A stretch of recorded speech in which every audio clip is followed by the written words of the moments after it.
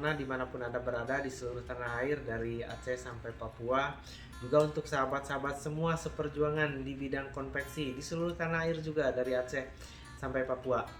Sahabat semuanya, dalam kesempatan kali ini saya ingin bercerita tentang sebuah strategi pemasaran. Banyak orang menyebutnya bahwa strategi ini adalah marketing mix atau juga biasa disebut sebagai bauran pemasaran. Nah, dalam strategi ini ada 7 hal penting yang dikenal, yaitu biasa disebut sebagai 7P. 7P itu terdiri dari 4P. Pertama adalah pemasaran produk yang fisik ya sahabat semua. Kemudian juga P yang 3 selanjutnya adalah pemasaran jasa untuk melengkapi penjualan dari produk yang kita kerjakan, kita buat, kita produksi. Apa saja P tersebut sahabat semuanya? Oh, sebelum itu saya ingin menyampaikan juga bahwa P tersebut adalah diambil dari huruf depan dari poin-poin yang 7 tadi. Apa saja P tersebut? Yang pertama adalah produk. Produk yang dimaksud adalah bahwa produk yang kita hasilkan sebagai pelaku-pelaku konveksi itu produk yang harus memiliki kualitas yang baik. Jadi produk yang kita buat adalah produk yang berkualitas.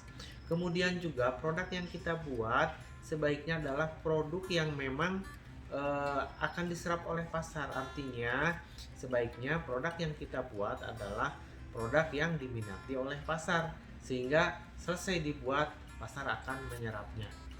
Kemudian juga selain itu, tentang produk itu diharapkan kita memiliki nilai lebih, nilai keunikan, nilai khas, sehingga orang akan lebih mudah mengenal produk kita. Selain itu juga bahwa apabila kita memiliki keunikan, berarti dalam produk kita tentunya sudah memiliki nilai plus di atas rata-rata produk sejenis. Itu yang P pertama sahabat. Kemudian P yang kedua adalah price. Price itu adalah harga. Apakah semua produk yang kita buat harus selalu murah? Tidak sahabat semuanya.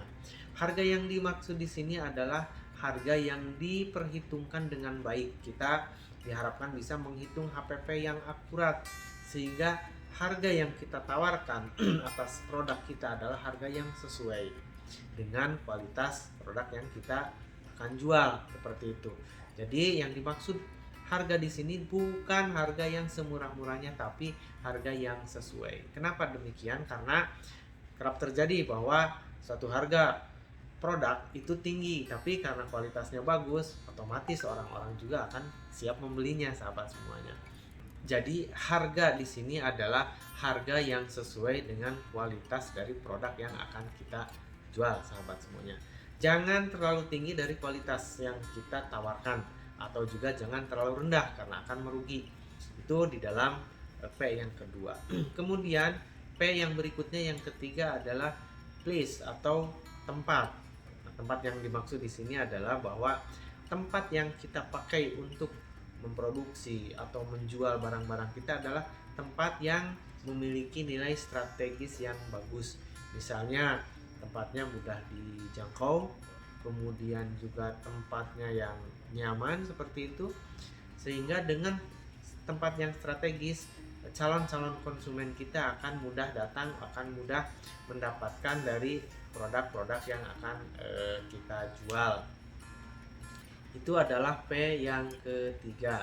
Kemudian juga sahabat semua adalah ada P yang keempat ya sahabat semua. P yang keempat adalah promotion atau promosi. Nah, bahwa P yang keempat menunjukkan bahwa hal yang sangat penting diantaranya adalah promosi dari produk-produk kita. Nah, dalam pemasaran ini promosi cukup menentukan dalam memperkenalkan dari produk kita. Yang dimaksud promosi di sini adalah bagaimana kita mengenalkan produk kita sehingga dikenal di masyarakat, dikenal di pasar. Karena kenapa? Karena sebaik apapun produk yang kita hasilkan, apabila pasar atau masyarakat tidak mengenal produk kita, tidak mungkin kan mereka membeli. Kenal saja tidak, bagaimana mau membelinya? Seperti itu sahabat semua. Nah, dalam promosi ini kita harus bisa mengkomunikasikan misalnya apa saja kelebihan dari produk kita, apa saja manfaat dari produk yang kita buat, kemudian juga apa sih nilai uniknya. Nah, itu bisa disampaikan di dalam promosi tersebut, sehingga dalam promosi tersebut mengajak calon-calon konsumen kita untuk berminat membeli produk kita.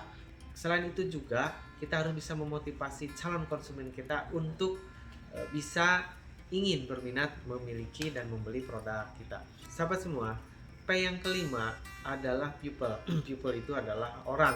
Orang itu yang dimaksud di sini adalah sumber daya manusia yang ada di dalam perusahaan kita. Sumber daya manusia yang ada di dalam lingkungan kita dalam memasarkan produk. Biasanya untuk penjualan jasa atau menunjang penjualan produk yang tadi, ada jasa-jasa yang harus ditangani oleh orang-orang tertentu. Biasanya perusahaan-perusahaan yang sudah baik itu akan mencari SDM yang sesuai dengan kebutuhan, sesuai dengan kompetensi yang diharapkan oleh perusahaan tersebut. Hal ini penting bahwa orang yang diharapkan itu adalah orang-orang yang terpilih. Biasanya yang diharapkan dalam pemasaran itu adalah orang yang memiliki sikap yang baik, orang yang memiliki attitude yang oke gitu ya, sehingga mereka diminati, mereka nyaman dengan konsumennya. Konsumen akan merasa nyaman, konsumen akan merasa enak di saat berkomunikasi. Kemudian juga SDM tersebut memiliki produk knowledge yang baik. Di saat konsumen menanyakan, tahu menjelaskannya jelas, kemudian enak, kemudian juga berpenampilan baik, ramah, penyabar, seperti itu. Nah, di dalam pemasaran jasa itu sangat penting sekali yang namanya people atau orang atau juga SDM tersebut, sahabat. Kemudian ada yang keenam, yaitu proses ya, sahabat semua. Proses yang dimaksud di sini adalah bagaimana proses melayani konsumen, mulai dari pemesanan, kemudian juga penyampaian kondisi-kondisi perjalanan produk itu dibuat, seperti itu. Kemudian juga proses pengirimannya itu harus senyaman mungkin, seenak mungkin. Termasuk juga di dalamnya bahwa proses di sini adalah proses di mana cara melayani konsumen yang baik. Misalnya fast respon. Jangan sampai di saat konsumen yang membeli secara online, dia pesannya kapan, via WA atau via Instagram atau via media sosial yang lainnya, kita jawabnya kapan, tidak pas respon. Biasanya hal tersebut akan berpengaruh terhadap penjualan yang kita lakukan, seperti itu, sahabat semua. Kemudian P yang terakhir adalah physical evidence ya. Physical evidence ini adalah bentuk fisik atau tampilan fisik dari institusi kita ya. Kalau tadi di people itu ada tampilan juga, tapi tampilan orangnya yang nyaman, tampilan orang yang tidak kucel, yang seger gitu kan, itu enak dilihat, sahabat semuanya. Nah, yang dimaksud physical evidence itu tampilan fisik di dalam segi tempatnya nyaman, mungkin rapi, kemudian juga fasilitasnya cukup, kemudian juga tempatnya juga representatif. Nah, itu tempat yang dimaksud seperti itu, tangible, jadi kelihatan. Seringkali kita juga dikala kita menjadi seorang konsumen akan pertama kali itu melihat bentuknya. Oh, sebuah toko misalnya, tokonya rapi, enak dipandang, tempatnya enak juga dikunjungi, itu akan lebih menarik dibandingkan tempat yang amburadul, tempat yang kotor, apalagi yang ada kesan angker, seperti itu, sahabat semua. Jadi physical evidence ini adalah tampilan fisik dari tempat kita bekerja, tempat kita menjual produk itu sendiri. Itu, sahabat semua, 7P yang dimaksud di dalam pemasaran.